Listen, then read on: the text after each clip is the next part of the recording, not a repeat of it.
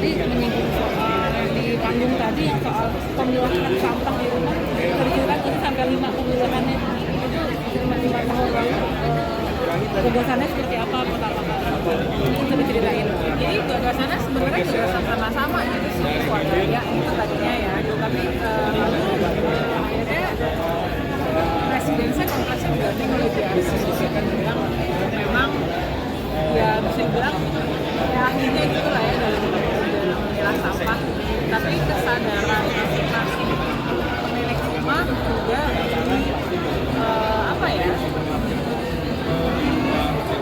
gitu ya, yuk kita memilah sampah di rumah. Kalau aku pribadi I cannot say for other houses ya, cuma kalau aku pribadi yang jelas sih jauh lebih nggak bau gitu rumahnya karena sampahnya tuh nggak nyampur, dan semakin kesini semakin ada kesadaran buat aku agak mencuci kalau plastik tuh nggak langsung buang gitu, kayak paling nggak dalamnya dikeluarin dulu karena food waste juga dipisahkan untuk kompos di luar. Jadi memang jadi kebiasaan gitu.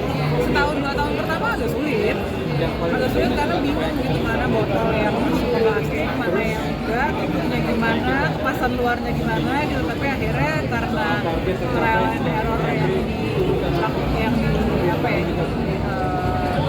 alami oleh kami, akhirnya sekarang udah biasa.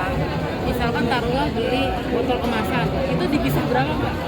Sampahnya? Ya, misalkan kayak soda, itu kan ada botolnya, ada tutupnya, ada labelnya, itu bisa dipisah. Kalau kayak botol kemasan kaleng tuh beda kaleng di B2. Jadi kalau botol yang plastik ya plastik. Jadi tadinya plastiknya juga bisa jadi 2 botol sama yang plastik aja. Jadi botol tuh kalau lihat botol bawahnya ada kayak bulatnya tuh ya itu satu grup tuh sama-sama tuh yang plastik aja. Tapi sekarang akhirnya semua yang plastik jadi satu. Ini ke orang rumah gimana Mbak? Ngebiasain ke orang rumah gimana? Maksudnya ngebiasain komunikasi terus menerus itu nonstop. Maksudnya mereka juga udah terbiasa untuk milah-milah juga udah terbiasa tapi sering lupa ya kalau kita lagi bersih-bersih gitu lagi masak sambil ambil ini itu buang tapi terus itu bukan tempatnya plastik itu bukan tempat residu. Memang selalu saling mengingatkan sih, dan gak cuma itu, jadi di grup kompleks saya tuh sebenarnya setiap hari memang diingetin mana rumah yang sampahnya masih tercampur gitu. Jadi memang saling ingetin aja gitu, ini masih tercampur ya, nanti kalau ada pertanyaan sampai sekarang juga masih ada pertanyaan kayak kalau punya kaos kaki yang udah sobek dibuangnya kemana ya ini? Berarti RT RW-nya udah segitu ininya ya? Nanti hasilnya diambil sama siapa? Berarti kerja sama siapa? GRC Ya? GRC oh iya, Jakarta Recycling Center yang memang mungkin bisa ditanya ke Pak Asep, udah bagian dari program kegiatan tadi Sasaran. Kalau boleh tahu misalnya per hari bisa terkumpul berapa ada plastik atau sebagainya di rumah Mbak itu? Tergantung PR package-nya lebih banyak atau enggak. Kurang lebih biasanya sampai berapa? Biasanya rata-rata ya?